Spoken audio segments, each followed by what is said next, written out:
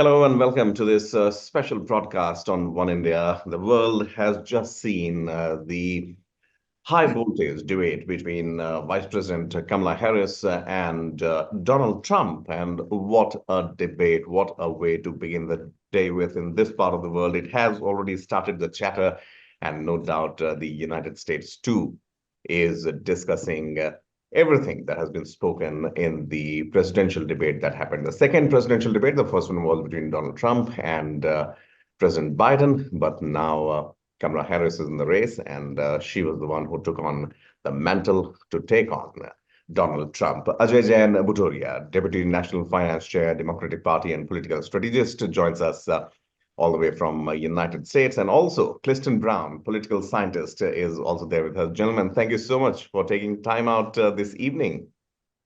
Thank you for having me. Thank you. Cliston, let me begin with you first. You are a political scientist. Obviously, a lot of things are happening there in the United States as we speak in the run-up to the elections.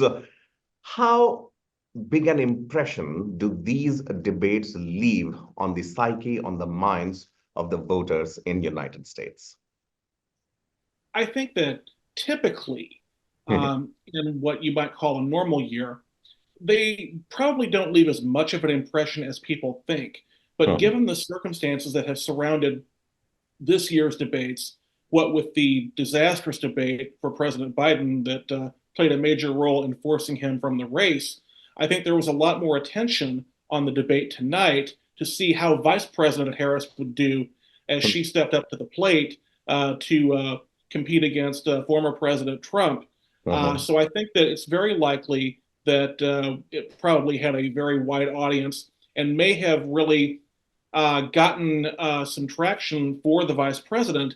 Polling that has been out today shows that most Americans have an opinion one way or another about Donald Trump, whereas the voters, there are still a number of voters who would like to hear more about Vice President Harris. This was sort of her, in my view, her introduction to that share of the electorate that may or may not be voting for Trump, but want to see what Vice President Harris has to say before they make up their minds. So I think that it probably had a much more outsized impact than I think a debate would normally have under more normal circumstances.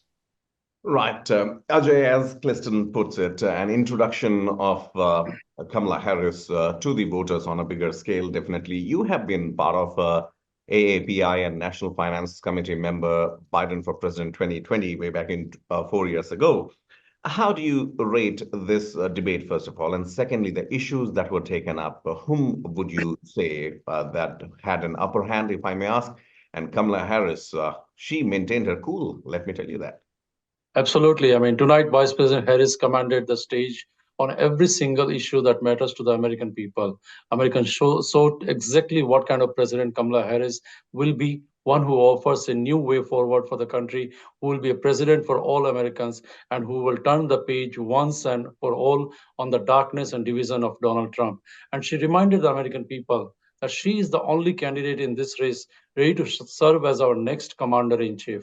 Donald Trump was totally incoherent. He was angry and rattled. And it all began when Vice President held him accountable for his record overturning Roe versus Wade and harming women nationwide. Trump refused to say he would veto a national abortion ban.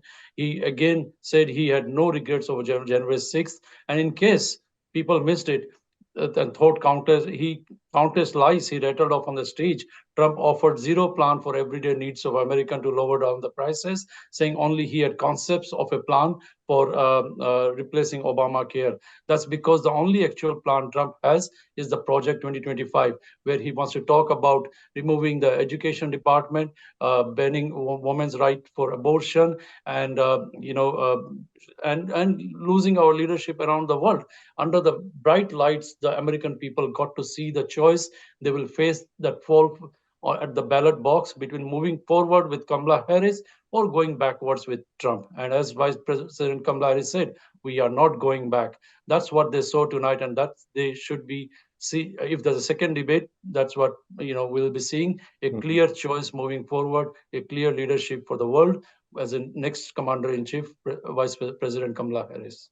Right. Absolutely, Ajay. Absolutely. And to say that I have this hat ready, Madam President. Okay, Madam President. Well, that would be something, if it all happens, then for the first time in the history of United States. So good wishes to all the contenders there. Cliston, obviously, a lot was being said, and a lot also goes into the narrative building exercise. At the end of the day, do you believe that the people of United States, the issues are lots of them, but what is there for the people of United States in these elections that would really, really change things on ground? I think that we are at a time of extreme polarization in this country, which we have not seen in a very, very long time. It has become very, very hard to move people off of their partisan preferences and to get them to consider other options. I Mhm. think that we have seen a number of Republicans. I think Vice President Harris said more than 200 Republican office holders have endorsed her. But we've also seen a split in the Republican Party where the large majority of Republicans are sticking with Donald Trump, but there is this sliver of Republicans for whom Trump is a bridge too far. Okay. And I think that to that to that degree, those minds are already made up. And Mhm. as far as undecideds go, it's a very small sliver. So we're talking about perhaps 45% of the electorate locked in to vote for whoever the Democratic candidate is, perhaps 45% of the electorate locked in to vote for whomever the Republican candidate is. And Mhm. they're fighting over this maybe 10% in the middle in 7 key battleground states that will decide the election, because we don't decide the elections in the United States based on a popular vote, but Mhm. rather on an antiquated electoral college system in which more than 40 of the 50 states, it's already clear which way they are going to go, and we are fighting over essentially 7 states. So we're talking about a small number of people in a small number of states that will ultimately decide this election. Yeah, absolutely. Ajay, what Cliston mentions is a very thin line, and he is right when he says that even in Republicans, the support for Donald Trump is still to be tested, whether it's 100% or there is some sliver of a fraction of voices that are not with him, or possibly on a fence sitters. Who knows? In today's debate, Ajay, Donald Trump tried to play a catch up, what appeared to me, to be very honest here. Whether Kamala Harris can be given the credit for all the work that has been done in the last 4 years, or maybe she faces the brickbats remains to be seen because Joe Biden was not there as of now in the debate. But Donald Trump's questions on gun prohibition, his question on fracking, it appeared that somewhere down the line, Donald Trump was just trying to put Kamala Harris down by these things. But eventually, the way she responded that both you and I own guns and we are not going to change that was an answer that I think Donald Trump had no answer to. Absolutely. I mean, what happened to Donald Trump? Someone shot him was very unfortunate. Mhm. But the bullet it was shot by, and the way it was shot was result of his policies, allowing no background checks, allowing anybody to go and walk into a store in some cases in Walmart or some cases other gun stores and buy a gun. And that's why President Biden and Vice President Harris had established the first of gun control office in the White House, gun safety office in the White House, and they're leading to a policies where they want more background checks. We can go and get. We cannot get a driver license without passing a lot of checks and correction. We cannot get other clearances through airport without clearances. But we can go. People can go and buy a gun and then shoot and then say he was a mental health issue and blame it on mental health. So that is what President Biden has been always advocating, and Vice President Kamala Harris is advocating. It's not taking about gun, but it's like putting safety and security about how people own gun. Today we don't need AK-47s and AR-15s and uncontrolled amount of ammunitions can buy. Those are not needed. If you want to go and shoot, for hunting, yes, you should own guns, but not for killing people, and that's what they are fighting for. And Tim Walz and Vice President Harris, they all both own guns, and that's what they're doing. But Kamala Harris, to add to that, she's also fighting to bring an opportunity economy and lower cost for families across the country. And that's what she talked about, that when everyone has a chance to compete, to succeed, whether they live in rural areas, small town, or big cities, the economy should be growing and there should be opportunity for everybody. Everyone.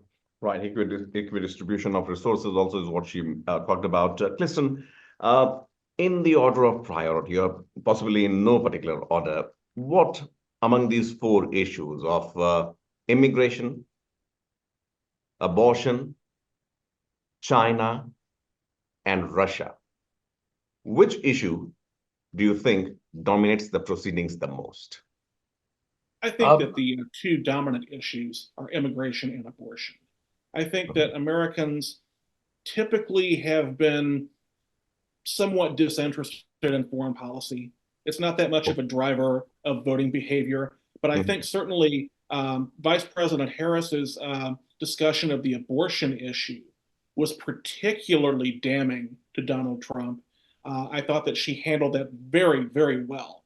I think the immigration issue is an issue that traditionally favors Republicans. And I think that that's always going to be a problem. But I think that she probably handled that issue as well as she could have as well. I don't think that she did herself any harm. Right, right. Ajay, one final question. I know it's the day is about to come to a culmination there, a fruition there. Kamala Harris was cornered at one point of time during the debate when the issue of meeting with Zelensky came up, and the way Donald Trump said that 3 days after that, the war started. For this administration, the Democrats rule there in the United States, how big an issue is the Russia-Ukraine war? And do you think that it is going to cast a long shadow also on the upcoming elections?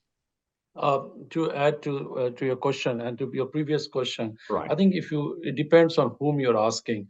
To some people, the economy is the issue, so that they can afford the groceries who are earning the minimum wages, and to people, for South Asians, immigration or green card backlog is an issue, and others, crimes is an issue because of and so on. So Vice President Kamala Harris has made clear that building up the middle class will be a defining goal of her presidency, because she will make it a top priority to bring down cost and increase economic security for all Americans, as well as security around the globe. To your question of supporting Ukraine in a fight with Russia, Vice President Kamala Harris has clearly said that she will continue to lead the NATO and support the NATO and support Ukraine, and will to defeat and push back on Putin. As president, she will fight in domestic. She will fight to cut taxes for more than 100 million working middle class American, while lowering the cost of everyday things like healthcare, where President Biden and Vice President Harris has succeeded in lowering down the insulin and many other 10 drugs cost to from a few $100s to $35 or less. I mean, she will bring together organized labor and workers. She has also a plan for new startups and businesses, giving $50,000 incentives for the first time, $25,000 or credit for a first time home buyers, $6,000 credit for child care, and she's going to support entrepreneurs and American companies to create good paying jobs and grow the economy and ensure that America continues to lead the world and handle issues around bring an end to bring peace into Middle East with Gaza and Israel and Hamas, and also bring peace in Ukraine. Right. Cliston, I mean, I can't help but ask you, how would you how do you rank today's debate out of 10 for both of them, Harris and Trump? I think that Vice President Harris, it struck me that she started out perhaps a little nervous or amped up. I thought it was kind of a rocky beginning for her, but I thought she recovered very quickly. I think that the abortion question really put her back on the right track. I would say that on a scale of 1 to 10, I would probably give her an 8, with 10 being good and 1 being terrible. And I think that Donald Trump started out fairly coherent, even though not particularly honest. But I think that when she started needling him about his rallies, it really threw him for a loop. And after that, he just went completely over the top. He was talking about immigrants eating people's pets and all kinds of other absolutely ridiculous things. I would say that, the best I could possibly give him would probably be a three, and that's if I'm grading very generously. I thought he was completely unhinged, Mm-hmm. and really, some of the commentary I was seeing on X.com, formerly known as Twitter, Mm-hmm. even from self-identified Republicans, was this is not a good night for Donald Trump, and I tend to agree. I think he did very poorly. He wasn't able to stay on point. He started out for a couple of minutes doing all right, and then Mm-hmm. just it nosedived from there. It was Right. outlandish. Ajay, if this is the beginning, where does it end for Democrats?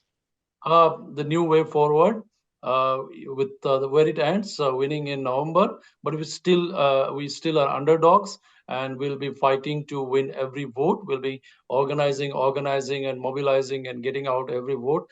As for South Asians, I just released a musical video called Nacho Nacho, and Mhm. I will send you the clip. Please do. We love music, Bollywood music, and to bring together 5 million South Asian voters to vote for Kamala Harris in the battleground states of Michigan, Wisconsin, Pennsylvania, Nevada, Arizona, North Carolina, Georgia, and so there's a multiple paths. Vice President Harris has to win, whether it's a combination of Sun Belt or Rust Belt states.